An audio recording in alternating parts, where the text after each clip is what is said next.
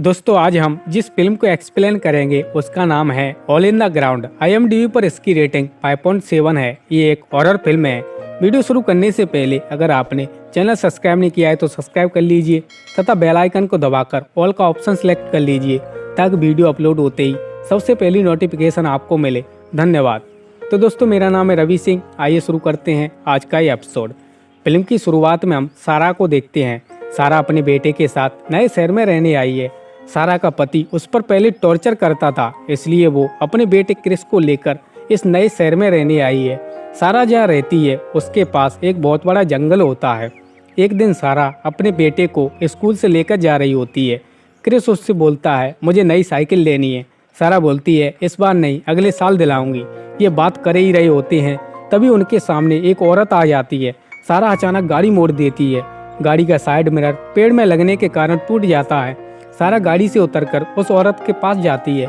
इस औरत का नाम नौरीन होता है। सारा उससे बोलती है मैंने आपको देखा नहीं, आप ठीक तो हैं? नौरीन बोलती है कोई नहीं बचेगा, सबके सब मारे जाएंगे, वो यहीं आसपास है, कोई नहीं बचेगा। सारा डर जाती है। वो साइड मिरर उठाती है और अपने घर चली जाती है। घर पर आने के बाद सारा क्रिस को खाना खिलाती है और उसके साथ खेलती है। कुछ देर बाद वो तय खाने में चली जाती है। तभी क्रिस के चिल्लाने की आवाज़ आती है। वो दौड़कर ऊपर आती है तो वो देखती है कि क्रिस मकड़ी से डर रहा था। सारा उस मकड़ी को जार में बंद करती है और बाहर ले आती है। क्रिस उसे पूछता है आप इसे मार क्यों नहीं देती? पिताजी होते तो इसे मार देते। सारा बोलती है मैं पिताजी नहीं हूँ। क्रिस बोलता है आप पिताजी को छोड़कर यहाँ अकेली क्यों चली आई? आपने कहा था कि वो हमारे पीछे पीछे आ रहे हैं, आप झूठी हैं। सारा कुछ नहीं बोलती और वो मकड़ी को जमीन पर छोड़ देती है। क्रिस उसे पैर से कुचल देता है और जंगल में भाग जाता है। सारा भी उसके पीछे पीछे जंगल में आती है। वो क्रिस को बहुत ढूंढती है लेकिन उसे क्रिस कहीं नहीं मिलता। तभी उसे जंगल में एक बहुत बड़ा गड्ढा मिलता है। सारा डर जाती है। वो सोचती है कि क्रिस इस गड्ढे में गिर गया है। तभी उसके पीछे क्रिस आ जाता है, लेकिन ये असली क्रिस नहीं होता है। असली क्रिस तो इस गड्ढे में गिर गया था। इस गड्ढे में आत्माएं रहती हैं जो किसी को छूकर उसका भेष रख लेती हैं और एक आत्मा ने क्रिस को छूकर उसका रूप रख लिया होता है। सारा उससे बोलती है मुझे छोड़कर अब कभी मत जाना। क्रिस बोलता है आई एम सॉरी मॉम। इसके बाद वे दोनों घर चली जाते हैं। घर पर आने के बाद सारा अपने दोस्तों को डिनर पर बुलाती है। सारा की दोस्त लुइस बताती है कि नौरीन का बेटा पहले हमारे साथ ही पढ़ता था। एक दिन नौरीन हमारी क्लास में आई और अपने बेटे पर जोर जोर से चिल्लाने लगी। कुछ महीनों बाद जब वो कार चला रही थी तभी उसका बेटा उसकी कार के नीचे आ गया और वो मारा गया। तब से नौरीन ऐसे ही पागलों की तरह घूमती रहती है। इसके बाद सारा के दोस्त वहाँ से चले जाते हैं। सारा भी सो जाती है। रात को सारा जब क्रिस के कमरे में जाती है तो उसे वहाँ पर क्रिस नहीं मिलता। वो पूरे घर में क्रिस को ढूंढती है। इसके बाद वो जंगल में जाती है लेकिन क्रिस उसे वहाँ भी नहीं मिलता। सारा थक कर घर वापस आ जाती है। घर पर उसे क्रिस मिल जाता है। सारा बोलती है तुम यहाँ नहीं थे, कहाँ चले गए थे? क्रिस बोलता है मैं तो यहीं पर था, आप ठीक तो हैं? इसके बाद वे सो जाती हैं। सुबह सारा डॉक्टर के पास दवाई लेने जाती है। वहाँ से आने के बाद सारा क्रिस को खाने के लिए बुलाती है। तभी क्रिस अचानक वहाँ आ जाता है। अगले दिन सारा क्रिस को स्कूल से घर ले जा रही थी। तभी उसके सामने नौरीन आ जाती है। सारा अपनी गाड़ी को रोकती है और वो गाड़ी से उतरकर नौरीन से बोलती है आप रास्ते से हट जाइए, आप सड़क के बीच में क्या कर रही हैं? नौरीन क्रिस की तरफ देखती है और सारा से बोलती है ये तुम्हारा बेटा नहीं है, सबके सब मारे जाएंगे। तभी नौरीन का पति डेस वहाँ पर आ जाता है। डेस सारा से बोलता है माफ करना, ये ऐसे ही बोलती रहती है, मैंने कितनी बार कहा है कि सड़क के बीच में मत चलो। सारा डरकर जल्दी से गाड़ी में बैठ जाती है। नौरीन जोर जोर से चिल्लाती है ये तुम्हारा बेटा नहीं है, ये तुम्हारा बेटा नहीं है। डेस उसे पकड़ लेता है और सारा वहाँ से घर चली जाती है। अगले दिन वो क्रिस को स्कूल से घर ले जा रही होती है। तभी वो नौरीन के घर के सामने गाड़ी रोकती है और क्रिस से बोलती है तुम यहीं रुकना, मैं अभी आती हूँ। वो घर के अंदर जाती है तो उसे वहाँ पर नौरीन की लाश मिलती है जिसका मुंह एक गड्ढे में दबा था।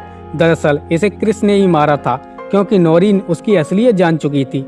सारा उसे देखकर डर जाती है और वो घर पर वापस आ जाती है। घर पर आने के बाद क्रिस एक आदमी से पंजा लड़ाता है और वो उस आदमी को हरा देता है। अब क्रिस के अंदर बहुत ताकत होती है। इसके बाद सारा डेस से मिलने जाती है। डेस नौरीन का अंतिम संस्कार कर रहा था। डेस के घर पर बहुत सारे शीशे लगे होते हैं क्योंकि नौरीन मानती थी कि आईना कभी झूठ नहीं बोलता। आईने के सामने आत्माएं अपने आप को छिपा नहीं सकती, लेकिन डेस इन सब चीज़ों में नहीं मानता, इसलिए उसने सभी शीशों पर कपड़ा डाल रखा था। सारा डैश से बोलती है, उन्होंने ऐसा क्यों कहा था कि क्रिस मेरा बेटा नहीं है। डैश बोलता है, वो हमेशा ऐसे ही कहा करती थी। जब हमारा बेटा छोटा था तब नौरीन उसे देखकर भी कहती थी कि ये हमारा बेटा नहीं है। वो मान बैठी थी कि इसके अंदर कोई शैतानी रूह है। तुम्हारे बेटे को देखकर शायद उसे अपने बेटे की याद आ गई होगी, इसलिए उसने ऐसा कहा। इसके बाद सारा वहाँ से चली जाती है। वो सुबह जंगल में दौड़ने जाती है। वहाँ उसे उसी गड्ढे के पास क्रिस का खिलौना मिलता है। वो उस खिलौने को उठाकर उस गड्ढे में देखती है। उस गड्ढे में बहुत सारी जड़ें निकलती हैं। वो डरकर घर आ जाती है। घर पर आने के बाद वो क्रिस को खाना खिलाती है। क्रिस खाने को जल्दी जल्दी खाता है। उसे इस तरह खाना खाते देख वो खाने को नहीं खाती। वो क्रिस से बोलती है, तुम जंगल में गए थे, मुझे वहाँ तुम्हारा खिलौना मिला था। क्रिस बोलता है, मैं वहाँ नहीं गया था, मुझे नहीं पता मेरा खिलौना वहाँ कैसे पहुँचा। सारा गुस्से में बोलती है, मुझसे झूठ मत बोलो, मुझे सच सच बताओ, क्या तुम वहाँ गए थे। क्रिस को उसकी बात सुनकर गुस्सा आ जाता है। वो टेबल को सारा की तरफ फेंकता है और सॉरी बोलकर वहाँ से चला जाता है। सारा डर जाती है। सारा जब नहा रही होती है तब उसे क्रिस के कमरे से आवाज आती है। वो गेट के नीचे से देखती है तो वहाँ पर क्रिस मकड़ी को खा रहा होता है। सारा बुरी तरह डर जाती है।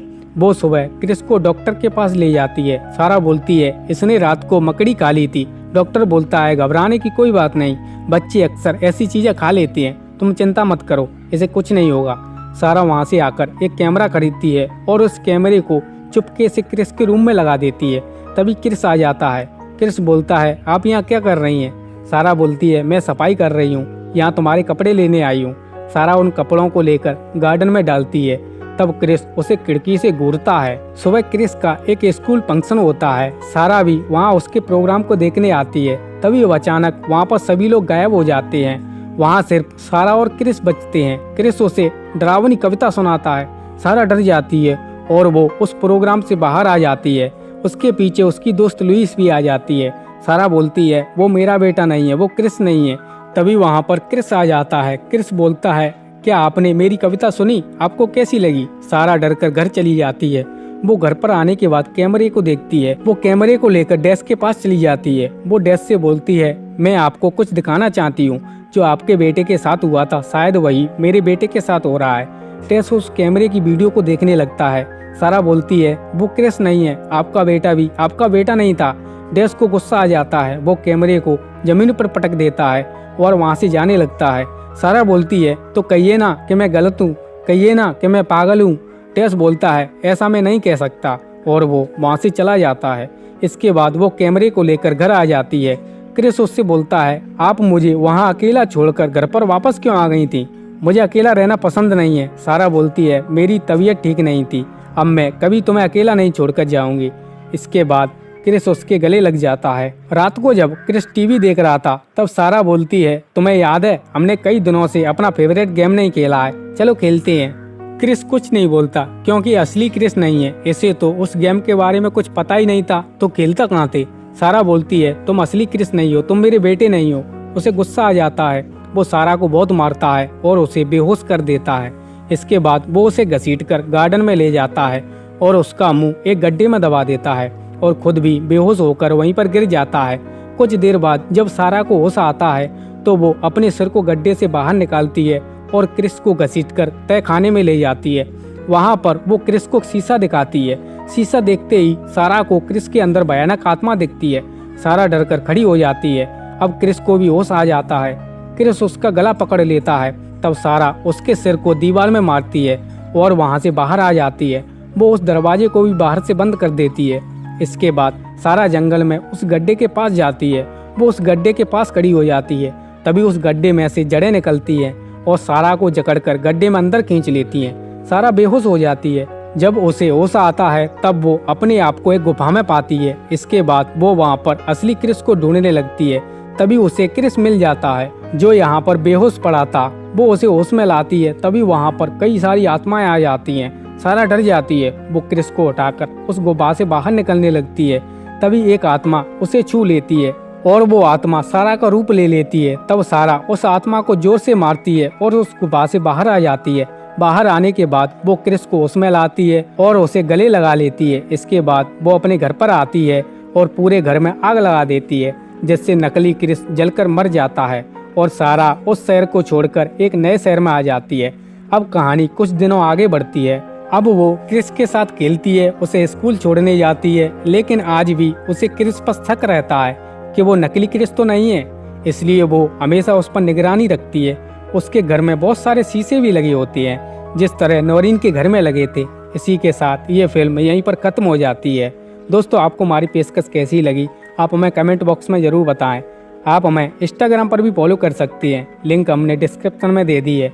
अगर ये वीडियो आपको पसंद आई है तो इसे लाइक करें तथा अपने दोस्तों के साथ शेयर करें। अगर आप इस चैनल पर नए हैं तो सब्सक्राइब कर लीजिए तथा बेल आइकन को दबाना ना भूलें। तो दोस्तों, मिलते हैं अगली वीडियो में। इस वीडियो को देखने के लिए धन्यवाद।